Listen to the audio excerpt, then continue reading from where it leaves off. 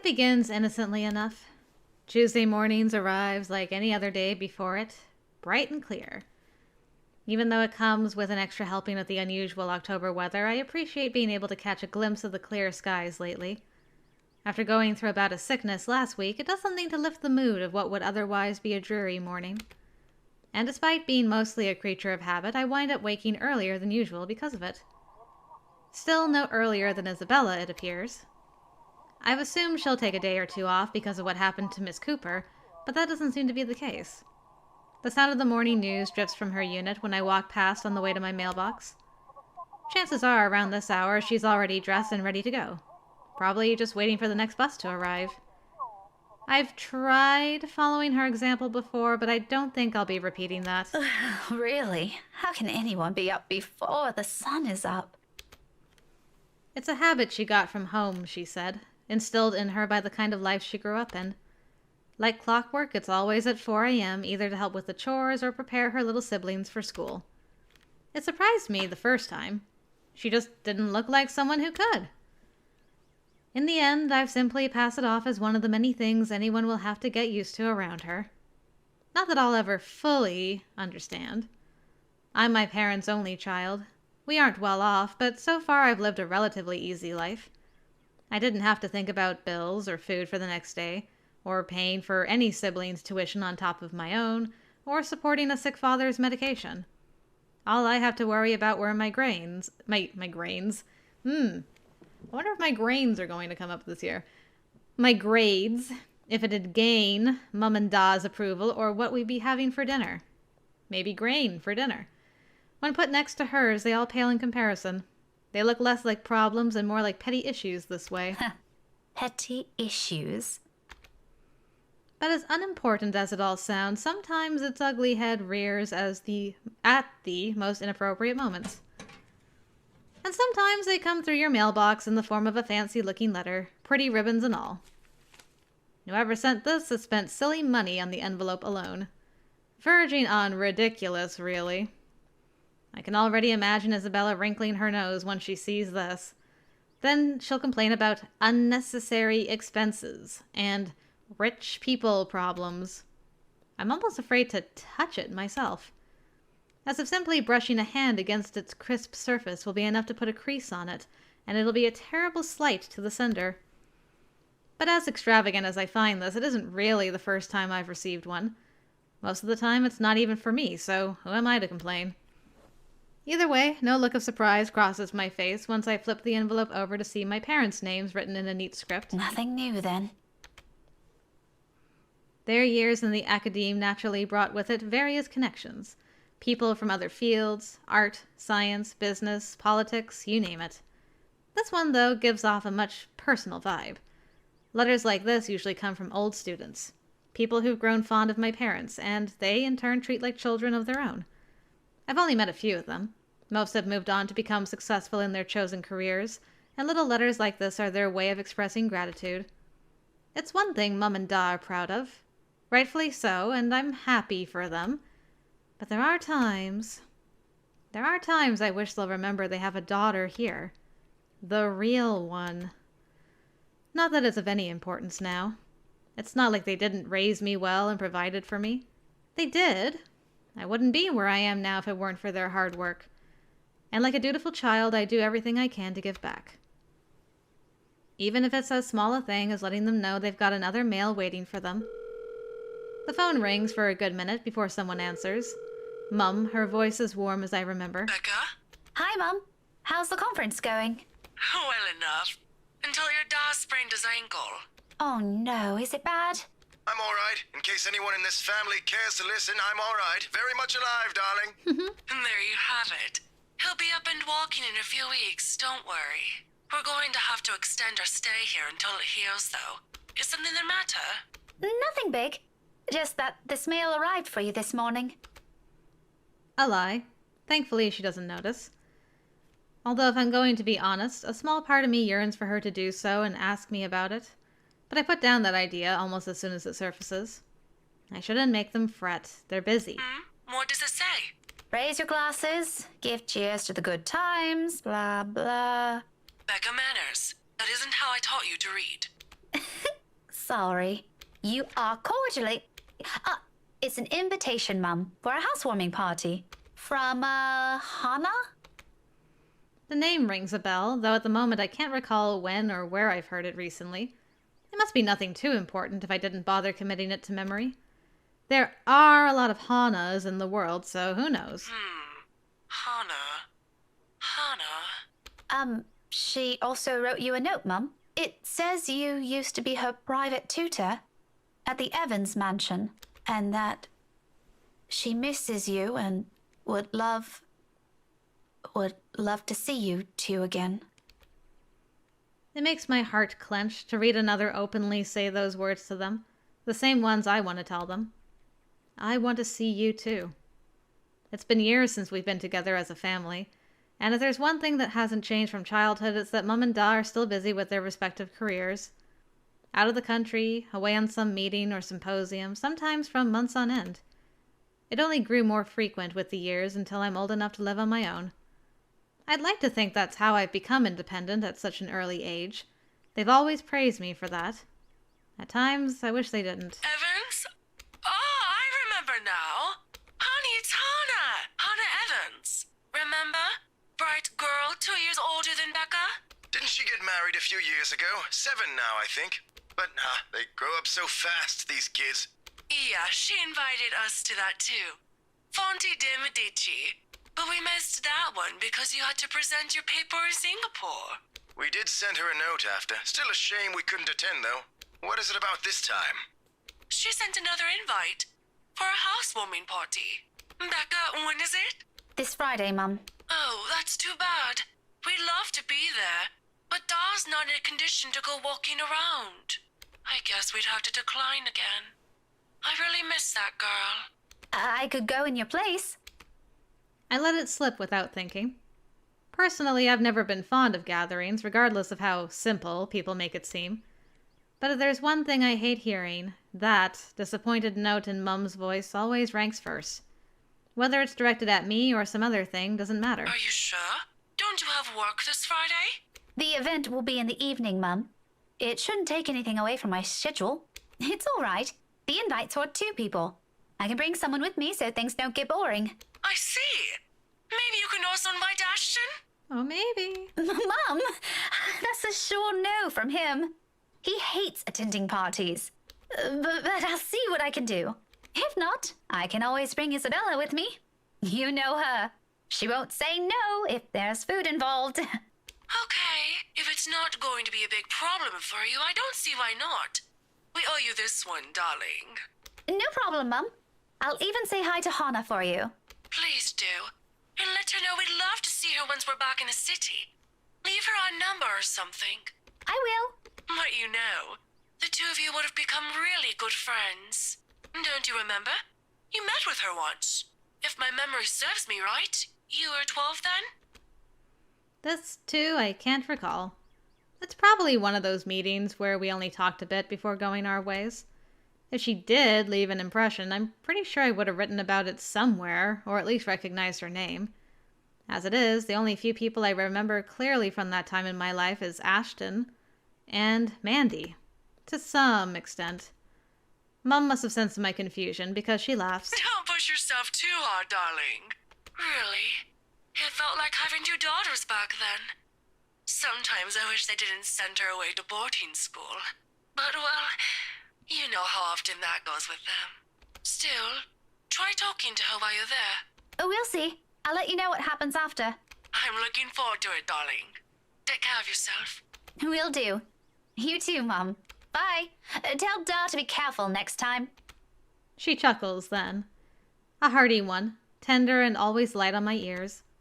She may be a stern teacher, but this is the part of her I love the most.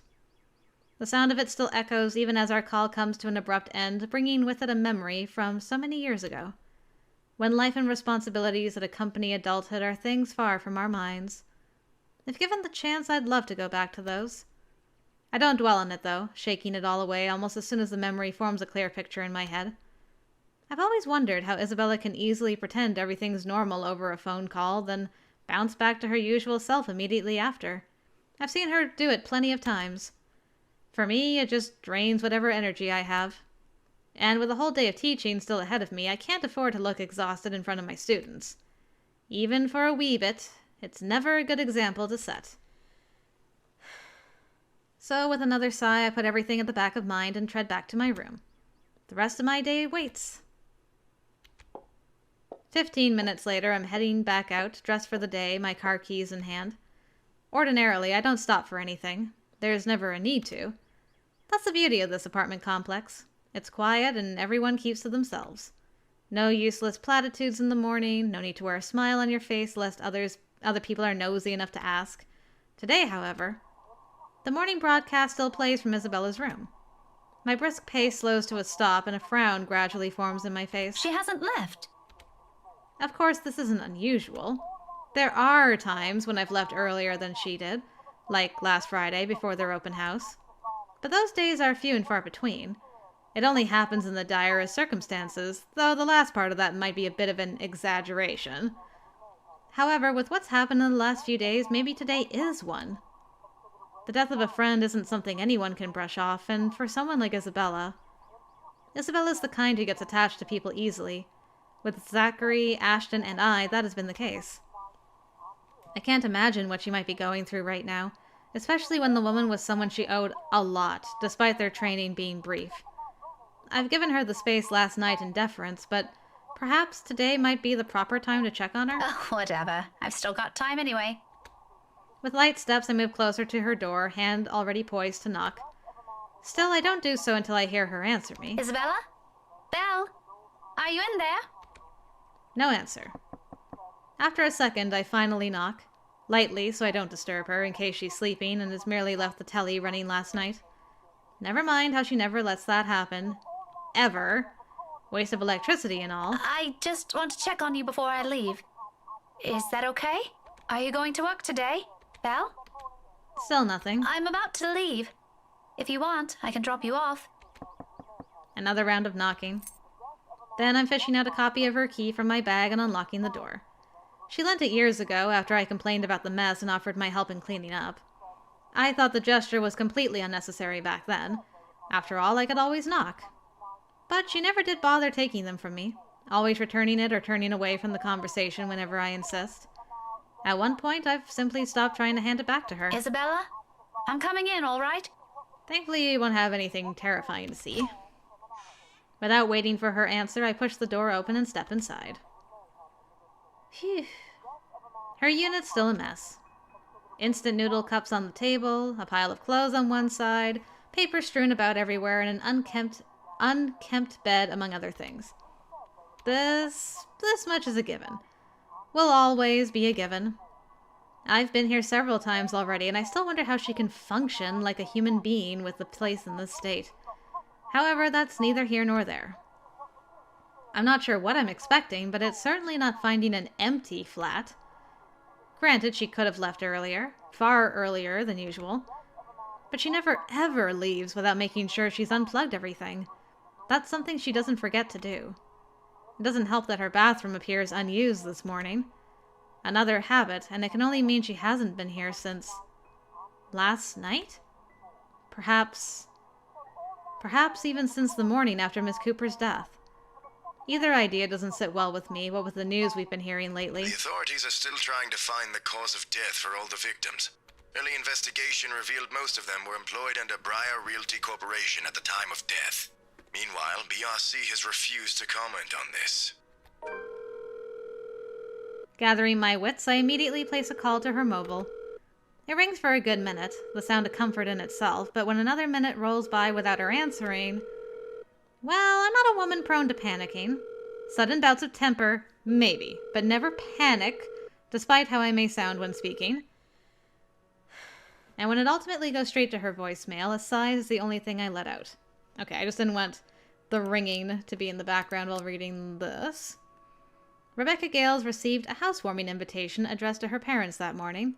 After informing them about it, she checked Isabella's apartment and was shocked to find that she hadn't come home last night.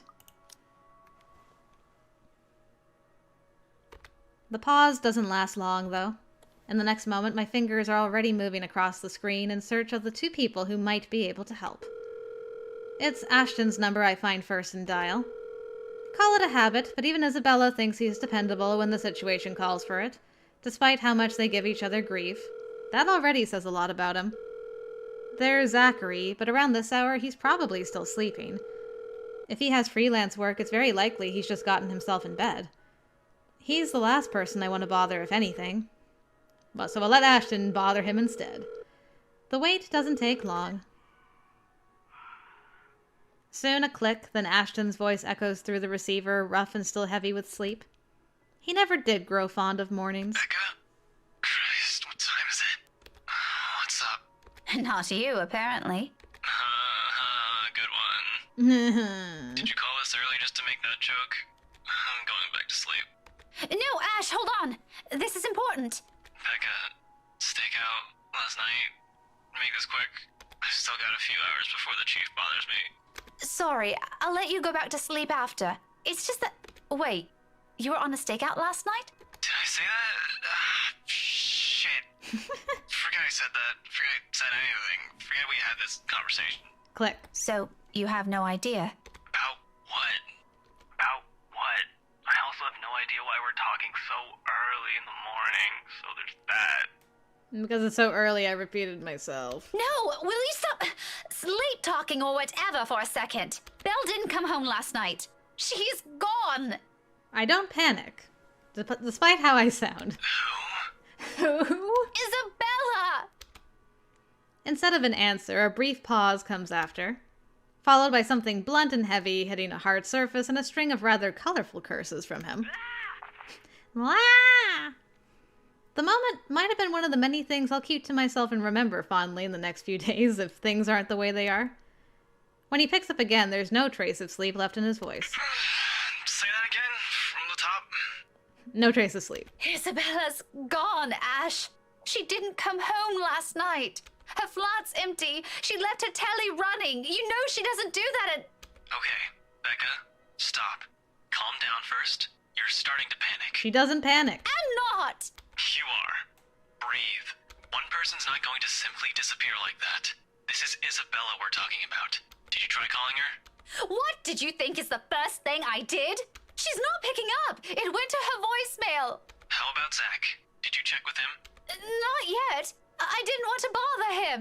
You know he has trouble sleeping and all that. All right, I'll go ask Zach. I'll call you back. No, wait! He ends the call before I can utter a single word of protest. But for the first time since entering this room, tension is gone from my shoulders and my breathing has eased. The bed creaks as I sink down on it with a sigh. The telly still blares the same uninteresting news, and I'm surrounded by clutter. All the same, it feels strangely calm to be here without worry nagging at me. I'll have to apologize to Zachary later for sending Ashton his way this early. But for now, relying on the latter for this isn't the wrong choice. It never will be. That's something I won't ever doubt in him, much like his promises. And true to his words, he calls back only a few minutes after the last one has ended. She's with Zach. Oh, I'm so glad to hear that. She could have at least sent a message last night. What are you, her mother? It's one thing to hear that from Isabella, but from Ashton? I don't want to hear anything like that from you. I'm serious. You've got to stop treating her like she's one of your students, Becca. You don't have to keep tabs on her every time. Last I checked, she's only 3 years younger than the two of us. That's almost a decade gap from those kids you're teaching, you know. Says the person who keeps calling her Scaredy Cat.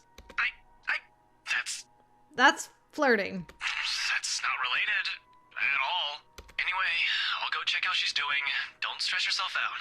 You go ahead to work. Wait, you? Don't you have a precinct to be at? Whatever happened to not treating her like one of my students? Because if anyone's going to ask me, I think you're doing the same thing.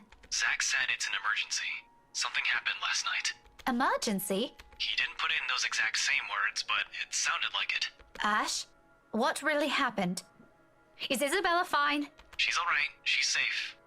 Zach let her stay the night after she... Look, okay. Z-Man wasn't clear about it, but let me handle this. I'll check on her. I'll bring her home. It sounds like a lie if I've ever heard one. The sort where he omits things so people won't fret, and I'm not sure whether I should be happy he cares that much to do that. There shouldn't be a need for this between us, is there? We grew up together, didn't we? He knows I'm capable of at least hearing out the truth without it gnawing at me for the rest of the day. He knows me better than that. I know him better than that. Frankly, there's plenty of other things to say about this. But despite and after all the trouble he went through, with how things are moving at the moment, only one thought occurs to me. What should I say? Alright, none of these leads to a CG. So, we'll say sorry for the trouble. Now we're back square. Delightful. I recognize his concern for what it is. It's not new for him to go out of his way for us, and to be honest, this is what I love about him. As much as I would have loved to take this off his hands, it'll only be selfish of me to insist, considering he knows of my other commitments.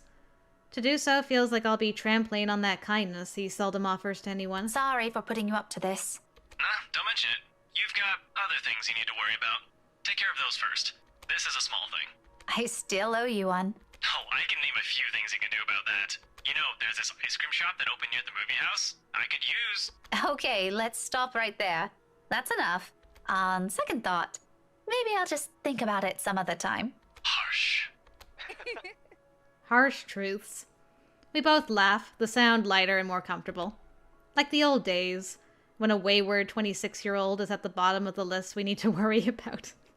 If only she wasn't around. This is how we find a common ground. We may not agree on a lot of things. We may see things the way the other does, but the give and take is something we've learned to get used to over the years. Whenever it's like this, confidence in him is the least I can offer as thanks. Really? Thanks for this, Ash. I'll let you know what happened afterwards. I promise. I'll call you later. You have a good day. Bye. I admit the way he puts it isn't comforting enough. He can be blunt like that. So many unknown variables, so many words left unsaid. I wish he'd simply lay them all out in the open, because, like this, I'm more inclined to think there's an exaggeration on the other's part. If it's from Zachary or Ashton, I don't know. In the end, all I can do is wait, go about my day, and hope for the best. Before leaving, I spare Isabella's room one last glance, disturbingly quiet now without her in it. I'll get answers from her later. For now, my concerns are best left here. The rest of the day slips away in a blur. Despite my best efforts in keeping this morning's event from surfacing in my mind, it sticks. In a way, everything today simply feels like a reminder. Every conversation, regardless of how casual. Every topic, no matter how mundane it seems. I blame the news entirely for this. Recent happenings brought quite a few interesting stories to everyone's attention. Mostly superstitious talk of death. And when locals talk about death here, anyone can sure as hell count on someone bringing up that mansion Isabella sold not a few weeks ago. Even my own students won't stop yapping about it. I think it's even worse than when it was put back up in the market. Now there are more stories. If this is the world reminding me of what matters, or simply because the atmosphere around this time of the year calls for it, I'd rather take the latter. At least then I can be sure people will forget about it in favor of another set of holidays after. Nevertheless, and this may be a painful thing to admit, but listening to them is a pleasant distraction while waiting for Ashton's call. I hope he didn't forget. The school day's about to end soon. No, that's got nothing with what I heard. You always hear stuff. I'm not sure if half of them's even real. No, really. Rowan knows about it. He used to be in the same class with them. I can hear you from back here, you know. Ah, the famous Rowan. Whatever, Rowan. Whatever. Anyway, the story goes like this. There were 3 of them. They entered the mansion on a dare, and they were all never seen again. It's true. There's only a videotape left behind. No one knows what happened to them. Up to this day. Scary shit, man. Cock and bull story. Calling it now. No, you don't get it. Why don't you ask Miss Gales then? Better yet, why don't you go inside the place? I'm betting my allowance you can't do it. Their talk immediately halts when I look up, all of them suddenly pretending to be engrossed in their current activity. Still, a word to put a stopper to this nonsense is needed. Creativity and imagination fostered by these stories is one thing, but reckless ideas should be corrected before anything potentially tragic comes from it. Back to your worksheets, everyone. And I don't want to hear any talk of dares or going inside that mansion. It's private property now. You'd all better stay away from it before... before someone knocks. At the noise, the whole lot of them go silent. You can almost hear a pin drop. The look on their faces would have made for a funny picture, but that's irrelevant at the moment. If that is a student loitering around, someone's going to be in trouble. I'll be back. If you're done, you can leave your worksheets on my desk. Keep the noise to a minimum while I'm gone, okay? I can sense their eyes on me as I walk out the door. A muted kind of anticipation. A bit unnerving, but it's far more agreeable than the feeling of being watched I've been enduring these past few days. Class is still in session for most of the rooms. In a few hours, once the final bell rings, however, this place will once again be filled with busy chatter and footfalls, an everyday cycle in itself. But for the moment, I let the silence guide me, my ears focusing on whatever sounds there are or there will be, searching for that distinct clanging of metal. A good minute passes, and for the portion of it only my steps echoes through the halls. And another. I'm about to turn around when the sound of it halts my footsteps. It's a little muffled and infrequent, but grows louder after each interval. With the hallway devoid of people, if I don't put a stop to it soon, it'll start to disturb the other classes still going on. Looking for it doesn't take long. All I do is follow the racket, and shortly I'm standing in front of a nondescript row of unoccupied lockers. I just realized, it wasn't just her that heard this, it was also, her students heard the noise as well. That's kind of interesting. Also, has the running Moang or whatever, has this always had hearts on it and I just never noticed until now? Good job, me. I can't remember if I read this. I'm gonna read it again. All I do is follow the racket, and shortly I'm standing in front of a nondescript row of unoccupied lockers. And from inside one of them, sitting in the middle, comes the noise. Annoyingly disruptive now that I'm facing it. Like someone's pounding on the metal door from the inside, hoping to get out. Leaning forward, I try to get a glimpse through the horizontal slats of whatever is causing it. But in this light, only darkness greets me and another round of clanging. Louder than previous one. More desperate. I've heard stories before. From other schools, from a few colleagues who had to deal with it once or twice. Although personally I've never encountered one myself, and I can only thank the heavens I haven't yet. But If this is another kid some other student stuffed in a locker. with a huff, I straighten up and study it briefly with a frown.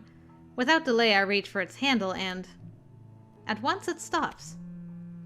Immediately replaced by the muffled sound of a mobile phone ringing. I give the door a few raps before taking my attention away. A second. Another. When nothing or no one responds, I finally avert my eyes and I pull out my mobile. Saved me. Ashton's voice greets me from the other end of the line, oddly cheerful in light of this morning's matters. Or maybe because I'm just expecting some grave or serious news from him. Instead, I get this. Hey, Becca. Well, you sound happy. I do? My voice still sounds the same to me. There are only two things I know of that could be the reason for that tone. Sweets, or he's gotten a good lead in his case.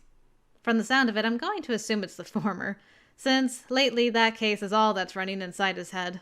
If there's ever a third one, I've never heard of it. Yet. Though I could make a guess.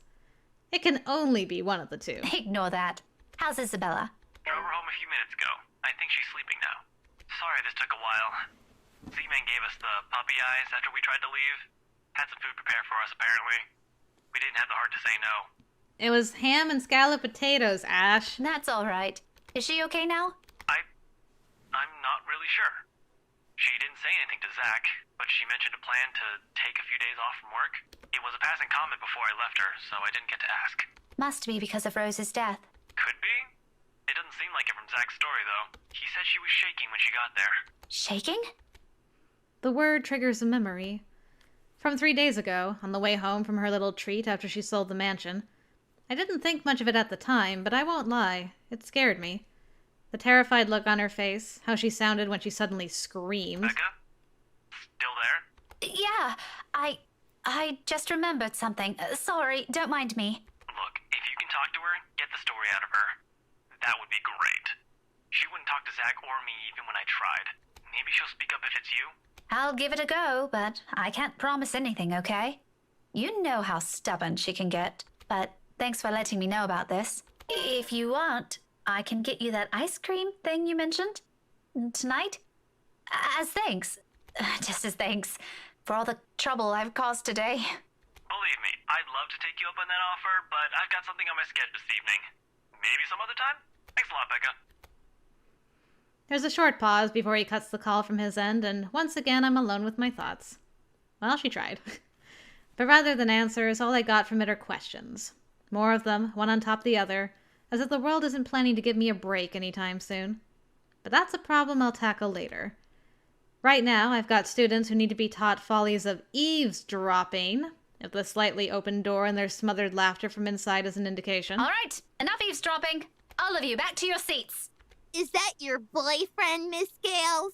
None of your business. But is it? He totally is. A quick scuffle follows that comment. If there's a retort prepared at the tip of my tongue, I drop every pretense of letting it loose on them.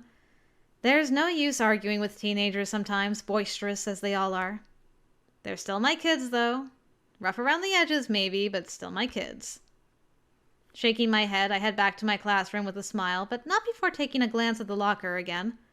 It hasn't made a sound since. Oh, must be the wind. Must be. So, without another look, I leave it alone. I'm still in here!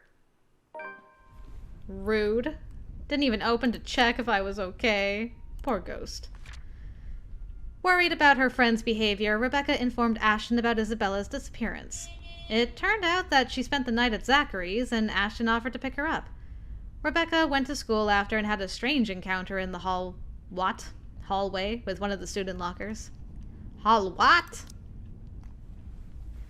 All in all, the entire school day ends without a hitch. It could have gone better, mind you. But with the exams nearing, getting out of work before the sun is set looks as though it's a far-off dream for now. At least until they're over, then we have the holidays to look forward to. There really are times when you simply take what you can get for the time being. Nothing wrong with that. All I'm hoping for is this will continue until the whole day ends. There's still that promise I made to Ashton, and frankly, the idea alone doesn't sound good. If Isabella didn't talk to them, what makes them think she'll talk to me? It's not like there's a hierarchy, is there? Just because I can handle Isabella's childish tendencies doesn't mean I can do it all the time. Really, those two give me too much credit. Nevertheless, I'm keeping my fingers crossed, if only because I'm also worried about her. And both Zachary and Ashton deem it important that somebody get the story out of her. Here's to hoping it's got nothing to do with that letter. Again. I understand if she feels a bit stressed lately, but keeping that story going on for more than a week is... it's bound to get tiring at one point. Seriously, I merely don't want this to end in another argument. God willing, the cafe special will help smoothen things out. After all, it's always been food with her. Or money, but mostly food. At this hour, the cafe is usually filled to the brim with people. That's the reason Isabella and I rarely ever go here during the evenings. It's simply too much of a hassle when we can prepare food ourselves in the comfort of our homes, and there really isn't much reason to eat out lately. What with life going on a busy streak. No time for long lines. Better spend that doing something productive, yes? Lucky there isn't one tonight. Only a few people are idling around the counter. 4 of them, in fact. A woman in her 60s and a teenager busy with his phone. Both are just waiting to be served their orders. The other 2, a posh-looking man and a child, who I immediately recognize as Kylie, appear to have not yet picked anything they want. For some reason, my stare lingers at the guy. Though dressed relatively well and looks harmless, I haven't seen him around these parts before. Someone new in the neighborhood, perhaps? Even so, there's something familiar in him. It feels like I've seen him somewhere before. That also begs the question of why Kylie is with him. Of course, the girl easily takes a liking to anyone who buys her sweets, so... it's both a bit worrisome and unsurprising. The blonde bloke doesn't look particularly thrilled with the company, though. I tear my eyes away from them soon enough once the guy at the counter appears ready to take my order. That, and I'd also hate to be accused of ogling strangers. 2, evening special, takeout. He's already punching the order before I even finish. Saying my order out loud is really more for formality's sake and made out of habit. He has known Isabella and I long enough that if we ever drop by here, He already knows it's always because I'm buying dinner for the two of us. I rarely visit here alone if I can help it, but Isabella can sometimes be a bad influence. He gives me a small smile before leaving to prepare my order, while I fish for my wallet when... Look, you little ankle biter. If I buy you the biggest parfait they have, will you please behave? I would just like 10 minutes of peace and quiet. You said you'll get me some bread pudding this time. Yeah, well, darling, they said they ran out of it. Just pick another one so we can be on our way. Their parfait doesn't look as cute as the one my mom bought me. Parfait is just ice cream, sweetheart. It'll melt no matter how dainty it appears. In the end, it'll all look like an ugly puddle. Now come on, just pick one. It could even be the most expensive one on that list. I don't give a shit. I don't care. What I would give for someone to buy you off my hands right now. What? My whole attention instantly snaps back to them and their conversation. Jumping to conclusions isn't something I'm particularly fond of, especially when all I have are baseless assumptions. But you can't really trust a stranger these days. No one around the cafe seems to have noticed his words either. Very suspicious words. Still, I don't move. Yet. But my hand has already shifted from my wallet to the book I'm carrying. A hardbound textbook. Looks harmless, but if a situation calls for it, it might be a good deadly weapon. Might. I haven't gotten the chance to try it anywhere so far.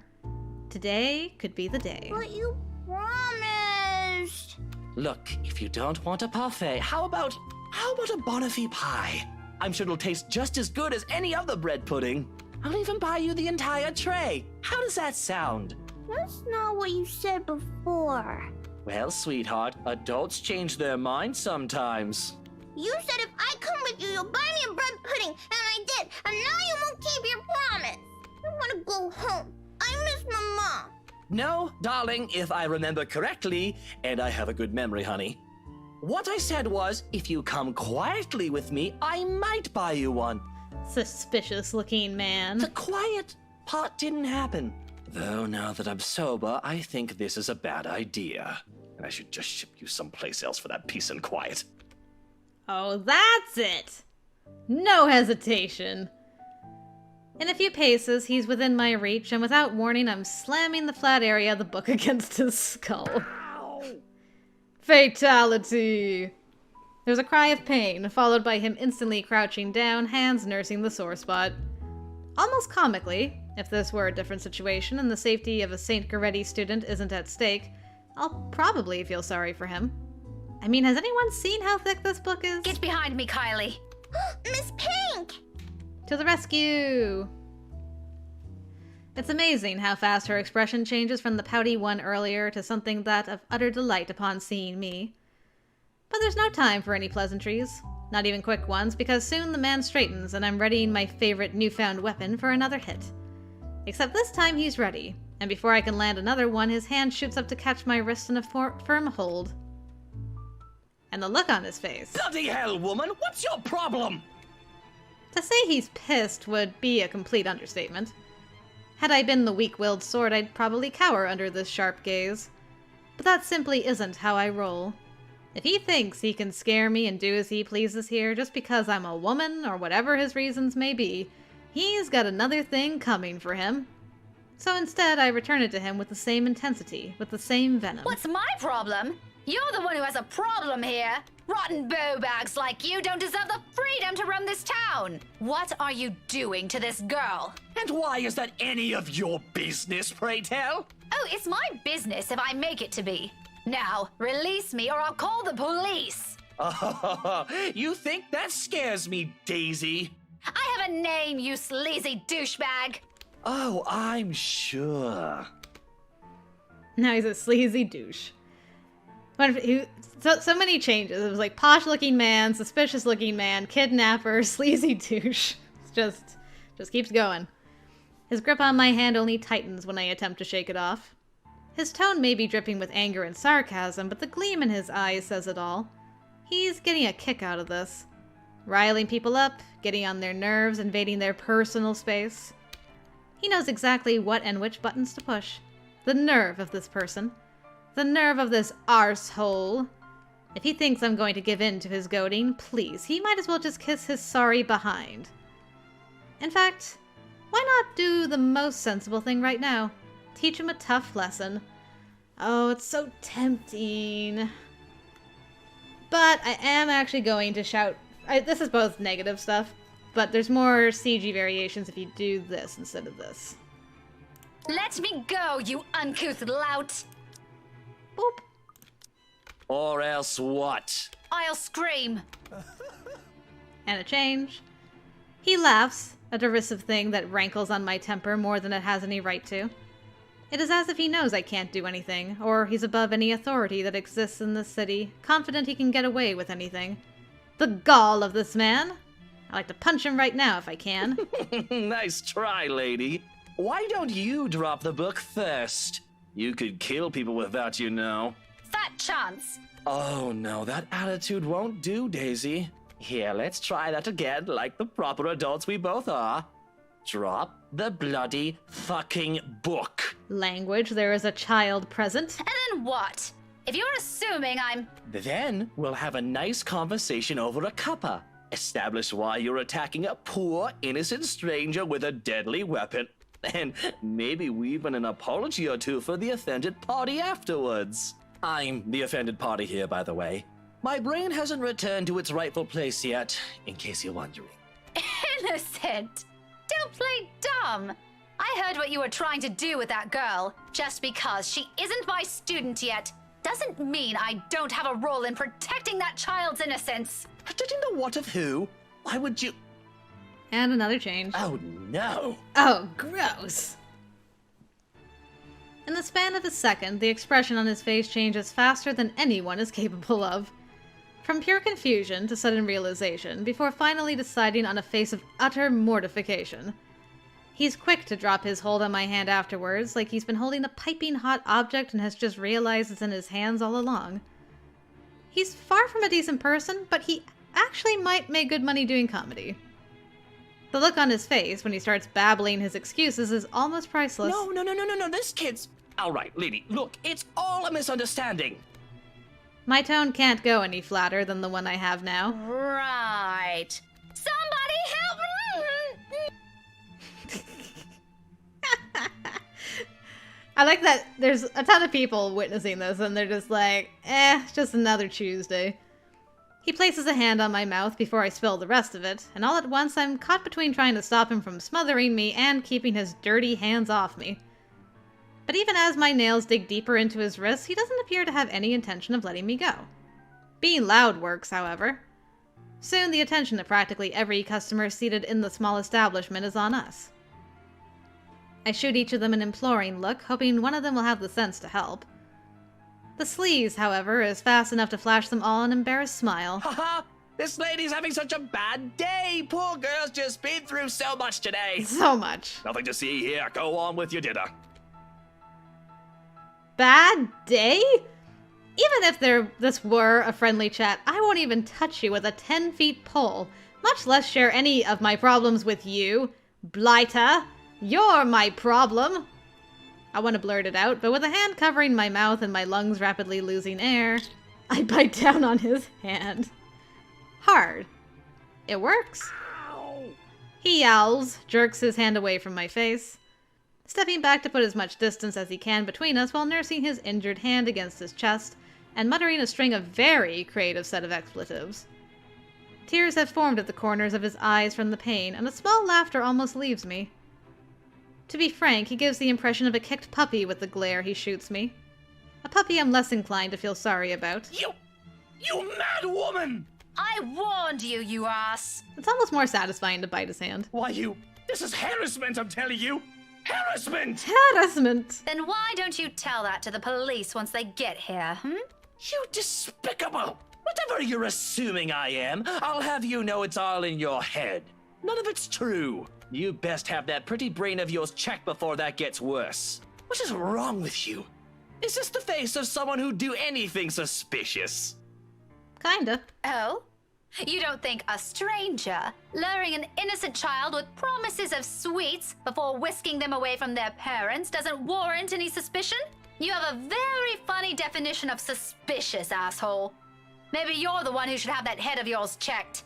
The kid asked me to buy her sweets. You're the one who's suspicious here. I'll have you know, I have a wife. I love that line. Like, congratulations? That much at least appears to have a sliver of truth to it. He even makes a show of brandishing his left hand to my face with much flourish. Sure enough, a wedding ring is there. Though all that earned him is an unimpressed glare from me. Immediately, a small part of me starts to feel sorry for whatever poor woman married this sod. I don't understand why he has to bring her up either, as if the mention of her alone will magically present a solution to his problem. She must truly be a remarkable woman if she can handle a dirtbag like him. And even my wife of all people in this bloody city, has never, I'm telling you, accused me of such a scandalous thing! You crazy woman! Scandalous crazy woman! Married or not, you're still a sleaze. Honestly, I feel... Miss Pink, why are you fighting with my teal? I like that Kylie waited a good 10 minutes before being like, guys? Whatever word still left to be said here dies on my tongue. The same thing goes for the sleaze. Beside us stands Kylie, gawking at us with that same curious stare she often brings with her. I know that look all too well. A precocious child, through and through. She doesn't say anything further. Her gaze simply moves between us, eyeing us both carefully, clearly anticipating an answer. From my experience, when it gets like this with children her age, it's a sure sign they won't leave you until you've given them an answer they're satisfied with. Lying won't do either. It has dissolved into a shouting match, for heaven's sake. And did she just say Tio? Something falls straight to the pit of my stomach at that. But my tone is gentle when I finally address her, void of any apprehension and what might be the first sense of embarrassment. I pointedly ignore the latter. It can very well be just the hunger speaking. Kylie, sweetie, do you know this oaf? Yeah, he's Teal Luke. Right at the moment, my brain stops. Every line of thought, every argument I still have against the man beside me dissipates in a haze. Amidst all of it, one memory gets triggered from a few days ago. Tio? The one you mentioned before? The uncle? The guy Rowan wanted to impress? Or was that a dare? I'm sorry, I can't recall. Is it the one who promised he'll take Big Brother someplace cool? Yeah, the one in the same. Don't you know who he is? I sure as hell don't, darling. Because if I do, I wouldn't have let everything I've said earlier come out of my mouth. He's my Teal Luke. Gazillionaire extraordinaire, am I? No, the fairy godfather. He's your godfather. That's nice. That's nice. The one and only. Did I get that right, Tio? More than right, sweetheart. I'm sure Miss Pink here understood everything you said quite perfectly. Whatever it is that landed at the bottom of my stomach prior has shot straight up to my face and stayed there. The heat from it slowly spreading to my cheeks, coloring my face in almost the same shade as my hair. If only the earth would swallow me whole here and now.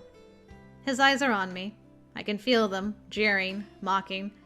I can't even bring myself to look at him. What's in there? Amusement? I doubt it. He's probably having the time of his life right now. But I know. I can hear the sneer in his tone alone when he talks. He has that smug grin on him, which I may or may not want to punch off his face at present just for the hell of it. But damage control... I need to do some damage control before this whole thing goes south. Gotta set a good example for the child. Yeah. Though it pains me to apologize to a sleazebag like him, this is my mistake. With Kylie watching us close by, I don't want to set a bad example for her, do I?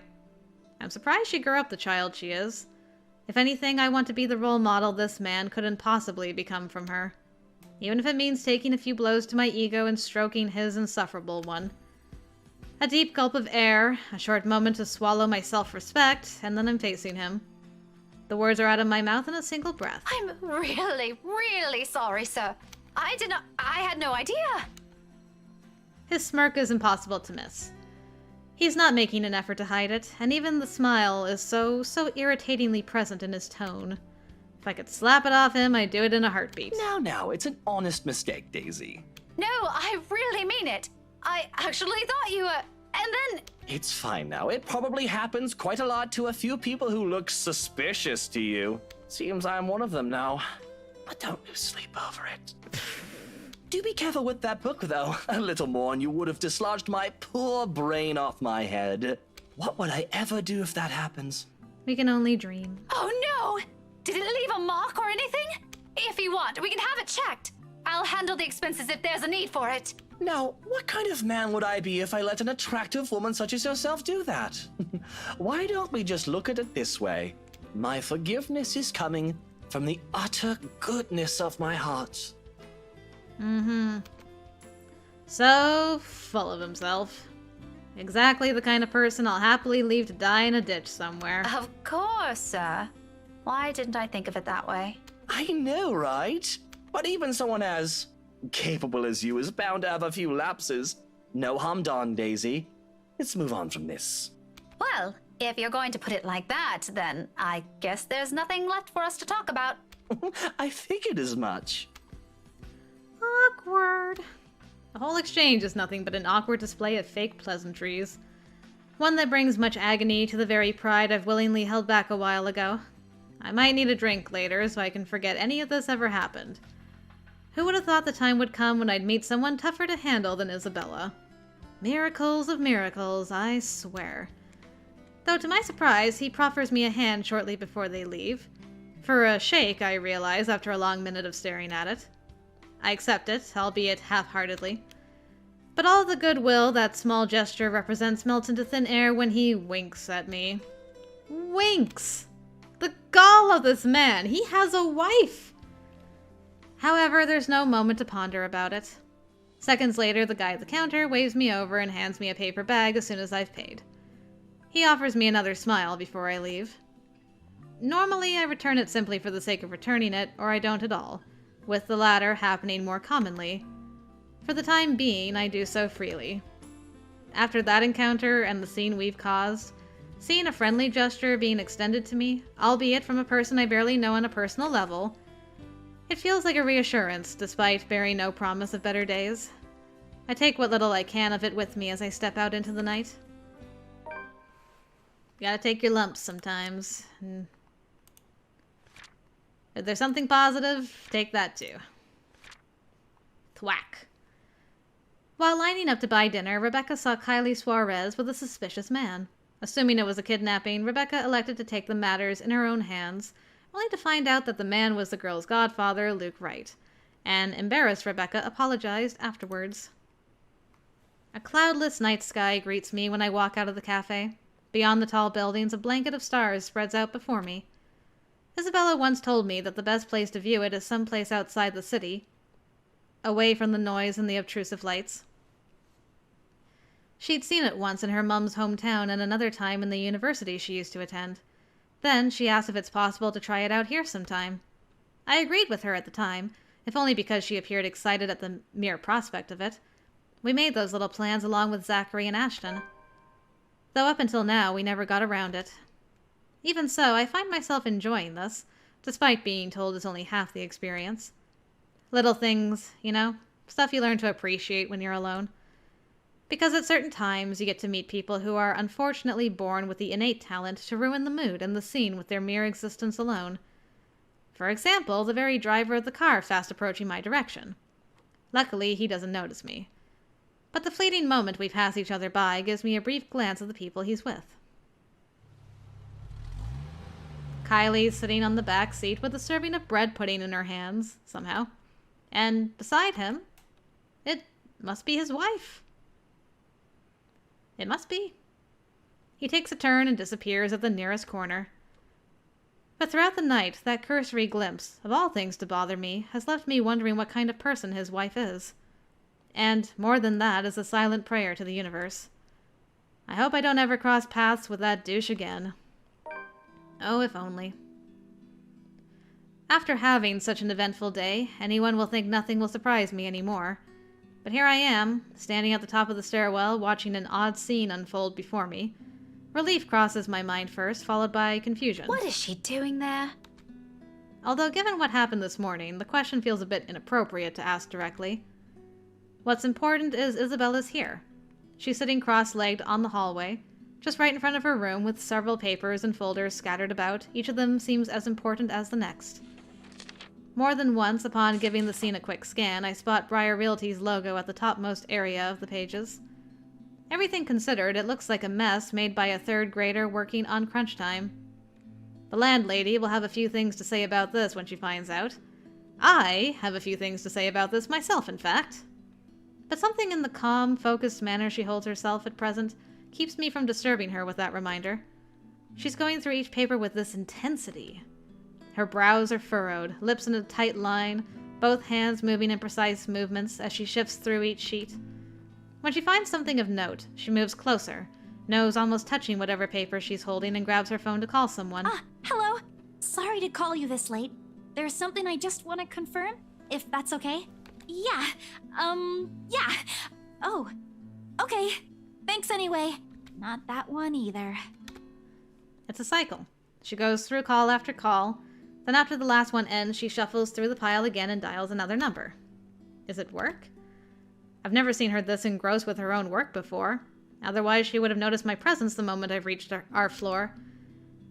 After the 9th call, she still appears as oblivious to it as when I've arrived. When she lets out a loud sigh this time, I immediately take that as an opportunity to interrupt. Isabella, you know the house rules here. At once, her head jerks back and hits the concrete wall behind her with a thump. There's the Isabella I know. Glad it's still there. I allow her a moment to nurse it before speaking again. Becca, you're late. Yeah, I ran into a little trouble at the cafe. But I brought food for the two of us, if you haven't eaten anything yet. As anticipated, she grins once I raise the bag of food I'm holding. Yet it doesn't reach her eyes. There's nothing of the cheerful glint in it this time. Just a hollow tone for the sake of being polite. Ashton's right. Something's happened. Yeah, maybe later. I've got to finish this first. Just leave it here.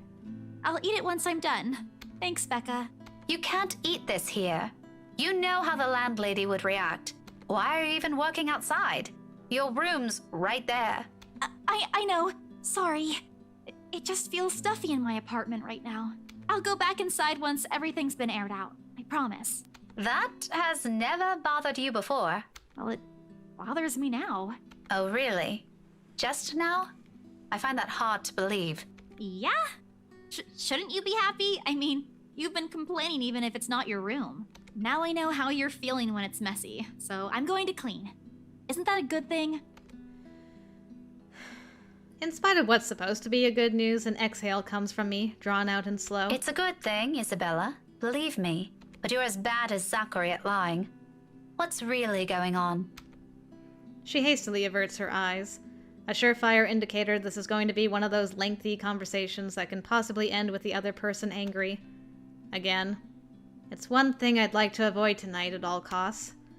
Still, I've made a promise to Ashton and Zachary. If she didn't talk to them, who else is she going to talk to? If she keeps this all to herself, who knows what might happen? Isabella, you can tell me. Is it about your family? A slight movement of her lips. Although a frown, it's a reaction at least. I'm getting there. Rose? She merely shakes her head. Just a little more. Come on, I know something happened. I don't know if it's because of Rose, but I know it's related to her somehow. You weren't here when I visited this morning, and both Zachary and Ashton are worried about you. If you don't want to tell them, you can tell me. Does it have something to do with work? Office? If I didn't know her, I might have missed it. She shifts then, her fists clenching tight and teeth biting her lower lip, and there's fear. The look of terror in her is the last thing I expected to see out of everything. Her mouth trembles briefly before she opens them. When she finally voices it out, the words simply spill out of her mouth. One after another. All of it. True to what I've promised her, I listen. Because this is something she's been keeping to herself, even from the two most dependable people I know. The fact she chooses to tell me this speaks a lot to me. Becca, she was there again. Last night? In the office? Boss passed me all of Rose's lurk load yesterday. For the Ermengarde mansion. I had to stay late to finish them all. And then... when I was about to go home, I saw her. I saw her again! She was standing in front of me again last night, Becca. I couldn't get away. She was blocking the door. If I hadn't hidden myself, even if I made the tiniest noise, if she found me, Becca, she almost did. If she saw me under my table, I think that would have been the end of it. It's true. I'm scared. I'm so scared I won't be able to do anything. By the end, her hands are trembling and her breathing comes out in rasping intervals. For a long moment, I let the silence stretch out between us, let her sobs fill it instead. But even as her soft whimpers die down minutes later, there's a heaviness hanging in the air. Not just from her, but also from me. From my exasperation over this whole matter. From my own frustrations over her stupid superstitions when she could do us all a favor and grow a backbone. She may be young, but she's no longer that young. It's about time to put an end to this. She can't keep going on like this. She's still got plenty of years to live out. And what if she goes home? What if we're no longer there to keep her fears in line with what's real? What would she do then? I'm more afraid for her, for what that kind of imagination will do to her, than of what some imaginary monster could. But with the manner she's looking at me right now, there's an expectation in it, a hope and a plea sewn together. She wants me to believe her this time. If it's like that, then what am I supposed to say now? What she wants to hear or what she needs to? Well, luckily for Bella, there's no CG associated with this, so we don't have to be a heartless monster, and we can actually be sympathetic. Nice. As much as I want to set her straight, a reprimand isn't what she needs right now. With that pouty face she's giving me, I doubt it'll even end well if I push it. I know her. When she wants to be stubborn, she's stubborn. But there are moments when she can be acquiescing too. Times when she'll be more accepting of what I tell her despite her inclination to disagree with it. It's true. Like, maybe now's not the moment to tell her, stop believing in ghost stories, you baby. That talk can wait. In the meantime, I'll be the ear that listens to her without judging her, without criticizing her despite my own opinions on it. You should have called me. She stares at me like I've grown another head, and a laughter slips out before I can stop myself. There? I can't do that! What will you do? Hit her with a book? You'll be dead before that happens. And... just wait long enough in this chapter, it'll happen. That isn't what I'm talking about. After you got out, you should have phoned me. You didn't have to go to Zachary's. The corners of her mouth curl up. A sheepish smile, by general definition, but this is Isabella. Her smiles are never half-hearted, never lacks her high spirits. In spite of this, I know everything's going to be okay. Somehow. After all, she learned how to pick herself up long ago, long before we met. Oh, yeah. Sorry. I don't even remember how I ended up in Zach's place. I was in a hurry to get out of the office, and it was already late. Besides, I don't really think you'll believe me if I wake you up over something like that. That's beside the point. True or not, there are people who will always be concerned about you. There's Zachary, but he's the first person you went to, and you didn't tell him anything. You just slept there.